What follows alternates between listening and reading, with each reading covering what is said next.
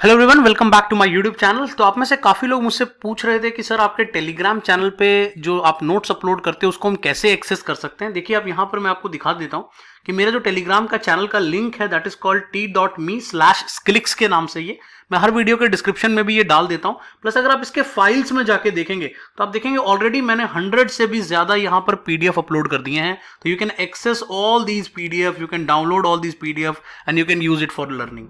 तो जो भी मैं वीडियो अपलोड करता हूँ मैं यहाँ पर अपलोड कर देता हूँ। यहाँ पे मैं कुछ एमसीक्यू क्वेश्चंस भी पोस्ट करता हूँ, तो आप यहाँ पर ज्वाइन कर सकते हैं और इसका आपको कंप्लीटली फायदा मिलेगा। ये कंप्लीटली फ्री है। यहाँ पर मैं कोई भी सिर्फ स्टूडेंट को फैसिलिटेट करने के लिए ही मैंने ये बनाया है। पहले मैं अपने सारे नोट्स अपनी वेबसाइट पे अपलोड करता था, बट उसकी वजह से काफी सारे लोगों को रजिस्ट्रेशन में प्रॉब्लम आ रही थी, इसलिए मैंने एक ऐसा प्लेटफॉर्म बना दिया जहां से कि हर स्टूडेंट्स को इजीली एक्सेस कर पाए। तो let us begin today's topic. तो आज के टॉपिक पे बात करते हैं। तो आज का जो हमारा लेक्चर है, जो रिसेंटली किसी ने मेरे कमेंट सेक्शन में डाला था, and that is called ESOPs, which is also called as employee stock option plan.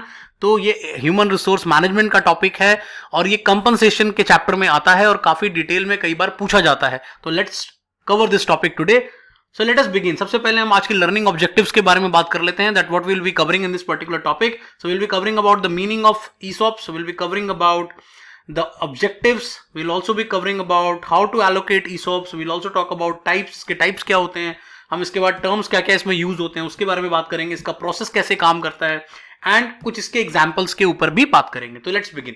तो सबसे पहले हम मीनिंग के बारे में बात कर लेते हैं कि ESOPs होता क्या है। तो employee stock option plan is a plan through which a company grant an option to his employees to acquire shares at a future date at a predetermined price।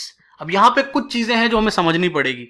सबसे पहले तो जैसा मैंने आपको बताया, ये कंपनसेशन या इंसेंटिव देने का एक तरीका है, राइट। अब इसमें कंपनी करती क्या है, कंपनी कहती है कि आप बोनस की जगह आप हमारे अपने एम्प्लॉइज को, ये बेसिकली अपने एम्प्लॉइज को दिया जाता है।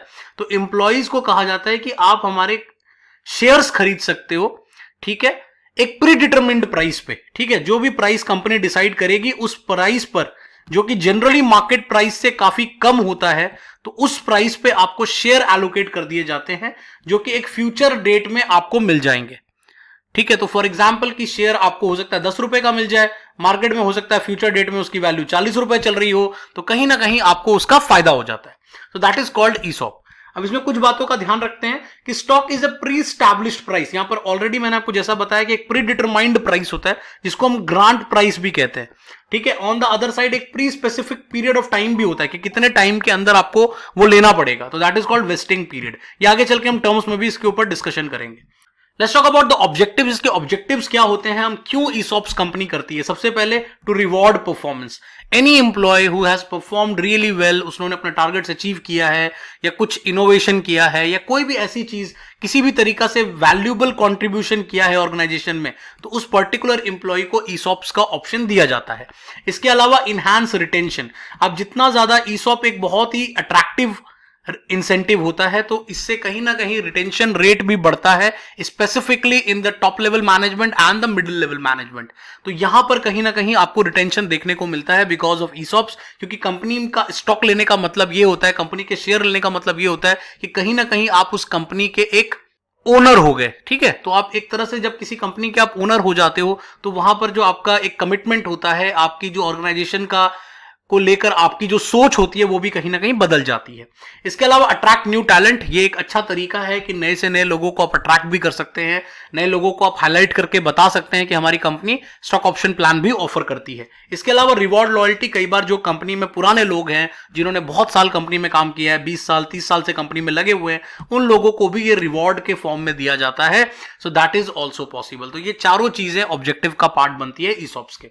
Let's talk about the benefits. अब इसके बेनिफिट्स क्या होते हैं। सबसे पहला बेनिफिट ये हो जाता है, it really motivate your employees.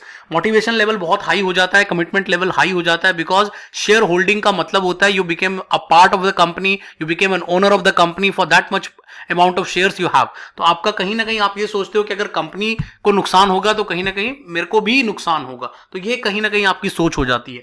The second important thing is retirement plan. ये कहीं ना कहीं एक रिटायरमेंट प्लान की तरह काम करता है, क्योंकि अगर आपके पास स्टॉक है वो भी एक बहुत ही लोअर प्राइस के रेट पर, कल को आने वाले टाइम में 10 साल 20 साल में वो कंपनी ग्रो कर जाती है, हो सकता है 10 रुपए 20 रुपए वाला शेयर 2000 का हो जाए, जैसा कि इन्फोसिस के साथ हुआ है। इन्फोसिस के कंपनी में लोगों को 10 रुपए 20 रुपए पे जो शेयर मिला था, जब कंपनी ने अपना आईपीओ निकाला था तो अपने एम्प्लॉइज को उन्होंने ईसॉप्स ऑफर किया था। बाद में लोग मिलियनेयर बन गए उनके शेयर्स की वजह से, बिकॉज शेयर का स्टॉक 1000 से ऊपर चला गया। तो ये कंप्लीटली पॉसिबल हो सकता है। तो एक रिटायरमेंट प्लान की तरह भी ये एक बेनिफिट प्रोवाइड करता है टू द एम्प्लॉइज। तीसरी चीज, वेल्थ क्रिएशन फॉर एम्प्लॉइज। जैसे हम सबको पता है कि सैलरी क्लास के लोगों को एक वेल्थ क्रिएट करने में काफी प्रॉब्लम आती है, कहीं ना कहीं वो वेल्थ नहीं क्रिएट कर सकते। तो वेल्थ क्रिएशन तो तभी हो सकता है जब आप कोई इन्वेस्टमेंट करते हो किसी एसेट क्लास में, तो कहीं ना कहीं वो एक अच्छा फायदा हो जाता है कि कंपनी आपको एक इन्वेस्टमेंट का मौका दे देती है, जो कि शायद आप डायरेक्टली नहीं करते। तो इसलिए कंपनी के इस ऑफर की वजह से आपका वेल्थ क्रिएशन भी होता है for a longer period of time. इसके अलावा जो चौथा फायदा होता है, सेंस ऑफ बिलोंगिंगनेस। जैसा मैंने आपको पहला भी बताया था that it is more about commitment level. Commitment level आता है, कमिटमेंट लेवल इसलिए आता है because you become a share holder of the company. Let's talk about some more things, जैसे एलोकेशन इसका कैसे होता है उसके बारे में बात करते हैं। जैसा हम सबको पता है कि मैनेजमेंट में हमें 3 तरह के स्ट्रक्चर देखने को मिलता है। The people who have senior level management, जिसको हम टॉप लेवल कहते हैं। इसके बाद हमारा middle level management and junior level या लोअर लेवल मैनेजमेंट। अब अगर आप देखोगे तो 50 to 70% जो ईसॉप का एलोकेशन होता है वो हमेशा टॉप लेवल मैनेजमेंट को दिया जाता है। इसका मतलब कहीं ना कहीं ये जो कंपनसेशन है या ये जो इंसेंटिव प्लान है वो कहीं ना कहीं टॉप लेवल मैनेजमेंट के लिए डिजाइन किया गया है। 30 to 50% जो है वो मिडिल लेवल मैनेजमेंट को भी मिल जाता है, लेकिन बहुत ही नेग्लिजिबल पोर्शन ही जूनियर लेवल या लोअर लेवल को दिया जाता है।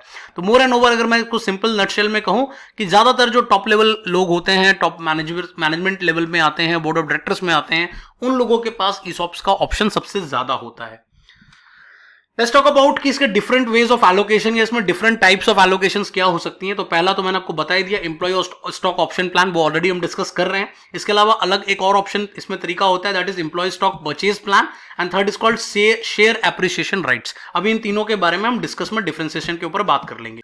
अब इसमें कौन कौन से टर्म्स यूज होते हैं उसके बारे में बात करते हैं। पहली चीज होती है ग्रांट डेट, दूसरी चीज इसमें होती है that is called option price, third is called vesting date and fourth is called exercise period. तो ये 4 टर्म्स इसमें काफी इंपॉर्टेंट है और ये कई बार एमसीक्यूज में पूछे भी जाते हैं, जहां पे स्टूडेंट कंफ्यूज हो जाता है। तो ऐसा करते हैं, एक एग्जांपल लेते हैं और इन चारों चीजों को हम समझ लेंगे एक एग्जांपल से।